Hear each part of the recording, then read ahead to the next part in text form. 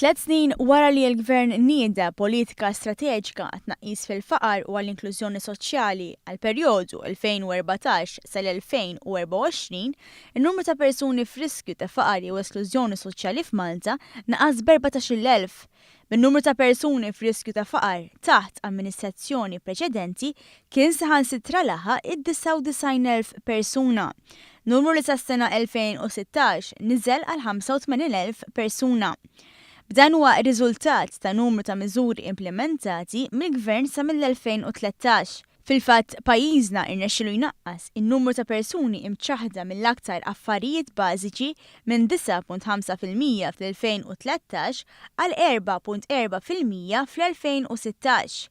Iżda mhux biss, indikatur ġdid fl-istatistika maħruġa mill-Unjoni Ewropea li kier il-faqar skont id-deprivazzjoni soċjali juri li dan it-tip ta' faqar f'Malta naqas b'aktar minn 11%, kif spjegat ir-riċerkatriċi f'dan il-Ministeru għas-Solidarità Soċjali Dr. Maja Brinkwert. Certainly, it is the reduction in severe material deprivation.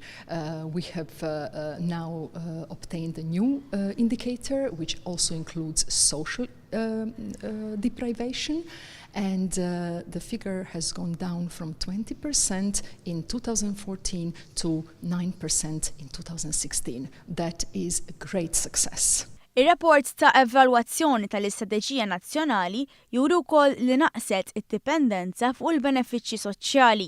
Fil-fatt sal-aħħar tal-2012 kien hemm kważi 18,000 persuna fuq l-għajnuna soċjali. Numru li llum niżel bin-nofs kif naqas għal 9,000.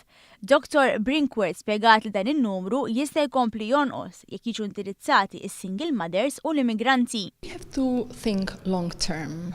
So two specific groups which can be immediately noticed are single parents, in particular single mothers, who in many cases rely on social benefits, and actually we are experiencing an underused potential of these young mothers.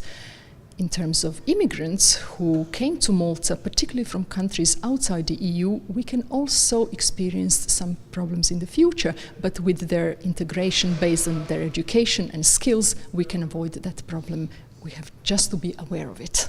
Fil-fatt l-istatistika ma tirriflettix il-miżuri li ddaħlu fl-aħħar sentejn li mistennija jkomplu jnaqsu in-numru ta' persuni f'riskju ta' faqar jew esklużjoni soċjali.